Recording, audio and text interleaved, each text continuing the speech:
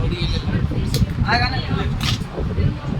प्रतिबिंब का देखो अब निर्माण देखेंगे किस दर्पण में रे, कॉनकेव मिरर यानी कि अवतल दर्पण में। देखो तुम जब 10वां में थी तो तुम्हारे ही सर चुपके से निकल गए होंगे, तुमको बताए होंगे कि प्रतिबिंब ऐसे आगे खींचा जाता है। 12th में इसका कोई यूज है नहीं, फिर भी तुमको समझा देते हैं हम कैसे होता है। मान लो कि यह कौन सा दर्पण है, तो अभी कोई दर्पण नहीं है। जब तक हम इस पे पॉलिश न चढ़ा दे तब तक तुम्हारे मुंह से निकलना भी नहीं चाहिए कि यह दर्पण है। जी सर। लड़की कोई तार से छेड़खानी नहीं करेगी।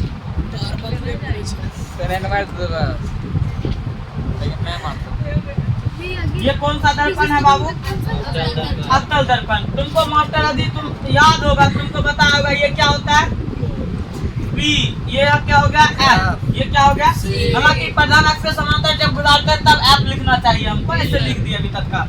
मान लो कि एक वस्तु हम यहाँ पे रखे किस दर्पण में रे, अवतल दर्पण में। तो यहाँ से प्रतिबिंब बनाने के लिए दो नियम। प्रतिबिंब कहते किसे है, किसी बिंदु वस्तु से आ रही प्रकाश की किरणें, किसी बिंदु वस्तु से आ रही प्रकाश की किरणें परावर्तन या अपवर्तन के बाद जिस बिंदु पे मिलता है या मिलता हुआ प्रतीत होता है उसे क्या कहते हैं, प्रतिबिंब। प्रतिबिंब दो प्रकार का होता है, एगो वास्तविक प्रतिबिंब, एगो काल्पनिक प्रतिबिंब। जस्ट इसके बाद हम लोग समझाएंगे आपको वास्तविक और काल्पनिक। समझिए ये क्या होगा, एक लाइन को भेज दिए, ये कहाँ से जाएगा, प्रधान अक्ष के समांतर है तो फोकस से, ठीक। एगो को भेज दिए बाबू फोकस से, ये क्या कहाँ से जाएगा, प्रधान अक्ष के। एक प्रतिबिंब यहाँ से बना, फिर से समझो, ये मास्टर यही सिखाएंगे आपको। लेकिन केवल एक ही तरीका नहीं होता प्रतिबिंब बनाने का। अब देखिए आप कितना तरीका से हम प्रतिबिंब को बना सकते हैं। मान लो कि एगो किरण को कहाँ से भेज दिए, ये कहाँ से जाएगा, फोकस से जाएगा। आप बराबर का पालन करेगा नहीं करेगा जी। और दूसर को भेज दिए कहाँ से बाबू, सी से। कहाँ से भेज दिए, सी से। अब जब सी से गया है तो यहाँ पे फिर से प्रतिबिंब बना, सेम ही कोई कंडीशन हुआ। तो प्रतिबिंब कल एक ही तरीका से नहीं बन सकता है। फिर से समझो, फिर से समझो, ये हो गया। दूसरा बात कि यदि हम लोग एक किरण को भेज दिए कहाँ से बाबू, फोकस से, ये प्रधान अक्ष के समांतर जाएगा। किसके समांतर जाएगा, प्रधान अक्ष के समांतर। और दूसरा किरण को फिर कहाँ से भेज दिए, सी से। तो फिर इस कंडीशन में यहाँ पे प्रतिबिंब बनता है। प्रतिबिंब एक ही तरीका से नहीं बनता है, बहुत तरीका से बनता है। तुम 12th में हो, ये वाला माइंड नहीं लगाना कि ऐसे बनेगा वैसे बनेगा। एक के तरीका भूल गए तो, अरे भूल गए तो दूसरा तरीका, ढेरी तरीका है प्रतिबिंब बनाने के, बैठ के बनाते रहना। सुनो ध्यान से, अब फिर से अपन लोग एक दर्पण का निर्माण कर लेते हैं। ये कौन सा मिरर है, अब ये कौन सा दर्पण हो गया, आपको लग रहा होगा कोई मेटावी दर्पण लग रहा है जी। और ये कौन सा दर्पण हो गया रे, अवतल दर्पण। अब दो बात समझो, ये आपका क्या हो गया, पी एफ सी। तीन बात समझ गए।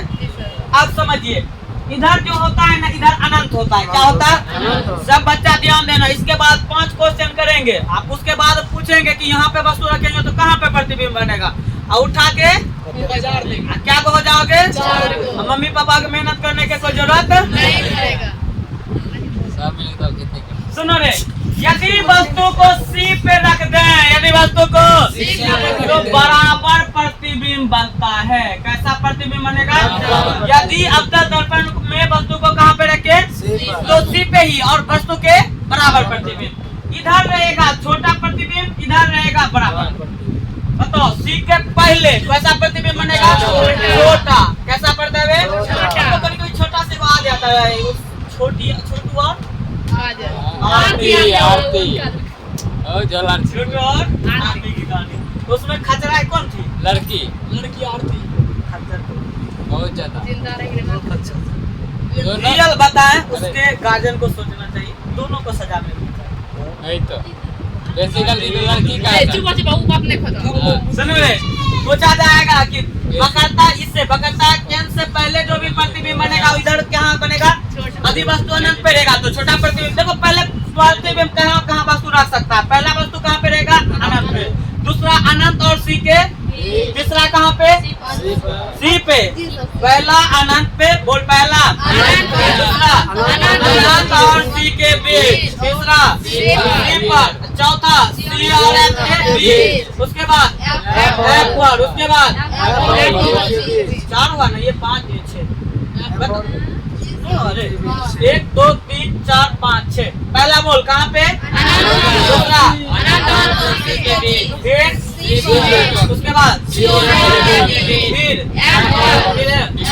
वस्तु को रखने के लिए गया। यदि पूछा जाएगा वस्तु अनंत पे रहेगा तो प्रतिबिंब का साइज अनंत और सी के बीच रहेगा तो अनंत सॉरी सी पे रहेगा तो सी और एफ के बीच रहेगा तो एफ पर रहेगा तो सी और पी के बीच रहेगा तो बताओ यहाँ तक कोई दिक्कत नहीं ना। ये तुम्हारे ही स्कूल में फ्राइडे तक भात दाल सब्जी सब्जी शनिचर के खिचड़ी फ्राइडे बाद क्या आता है शनिवार को खिचड़ी चोखा शनिवार को क्या चलता है स्कूल में खिचड़ी चोखा नहीं चलता है रे फ्राइडे तक लड़की लोग का देख के हमको चौका बर्तन का याद आता है ऐसा नहीं तेरा लगे चपले करे चौका बर्तन हम का दिल करेंगे सुनो रे फ्राइडे तक एकदम तुमको अच्छा खाना मिलेगा। जैसे ही शनिवार आया तुम्हारे लिए खिचड़ी चोखा। बस दो ही बात याद रखना, यदि तुम ऐप से पहले कहीं पे भी प्रतिबिंब बनाओगे, कहाँ से पहले ऐप से पहले, तो वो प्रतिबिंब वास्तविक होगा, उल्टा होगा और छोटा कैसे हो जाएगा, वास्तविक उल्टा होगा, वास्तविक और तो ये वाला होगा काल्पनिक और तो भारी है जी। तुमसे पूछेंगे कि यदि वस्तु अनंत पे है तो प्रतिबिंब कितना बड़ा बनेगा, छोटा, वास्तविक और नहीं हो जाएगा रे। बोलेंगे अनंत और सी के बीच रहेगा तो अनंत और सी के बीच रहेगा तो छोटा, वास्तविक और सी पर रहेगा तो वास्तविक और सी और एफ के बीच रहेगा तो वास्तविक और अब फिर से बताओ एफ पर रहेगा तो वास्तविक और फ्राइडे तक वही ना दाल और सब्जी वास्तविक और उल्टा। जैसे ही फ्राइडे के बाद वाला आएगा बड़ा बनेगा, बोलो ना मतलब ये कैसा होगा बड़ा और वास्तविक और काल्पनिक और बताओ ये बात भूलने वाला है जी। अब चार को बात सुन। अब मास्टर क्या करेगा, यो इंटर में लो हाँ यहाँ से खींचो अनंत पर रहेगा, इधर से लिया अनंत से वो किरण अनंत से प्रधान अक्ष के समांतर लाया, इधर से भी लाया, फोकस में आ गया, लिखो फोकस पे बना पट्टी में छोटा बना वास्तविक और उल्टा। अब सुनो पहली बात, यदि वस्तु अनंत पे रखेंगे तो प्रतिबिंब फोकस पे बनेगा, यदि वस्तु अनंत पे रखेंगे तो प्रतिबिंब कहाँ बनेगा, अभी फोकस पे रहेगा तो कहाँ बनेगा। दो कंडीशन खत्म हो गया। पूछा जाएगा कि यदि वस्तु को अनंत पे रखा गया तो प्रतिबिंब कहाँ बनेगा, अभी फोकस पे रखेंगे तो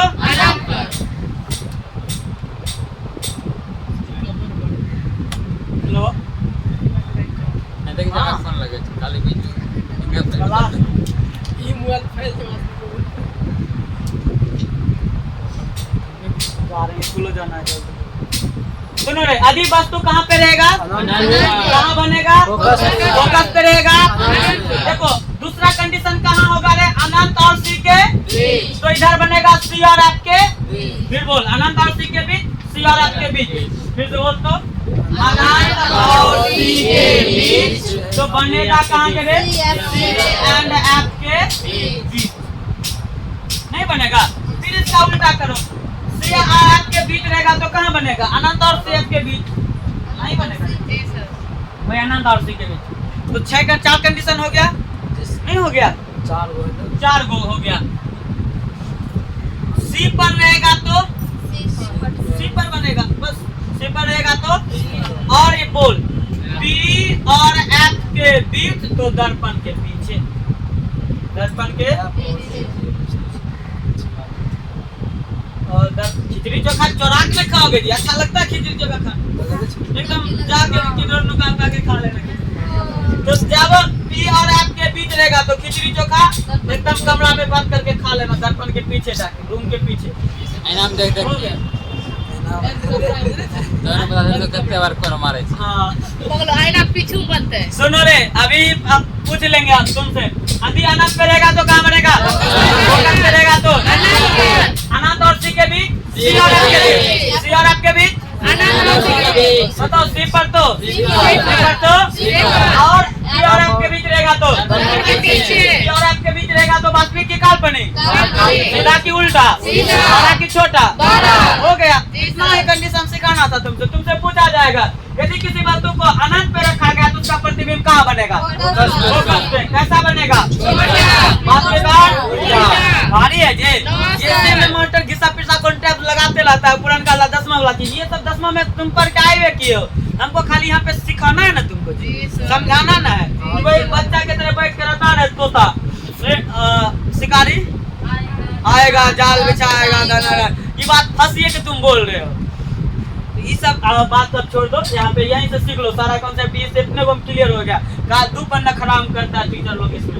अब अभी तुमसे पूछा गया कि वस्तु सी पे हो तो प्रतिबिंब कहाँ बनेगा? सी पे है तो सी पे, सी पे है तो सी पे। अब बड़ा की छोटा? हाँ, बराबर। कैसा बनेगा? वास्तविक की उल्टा? दोनों। काल्पनिक की सीधा?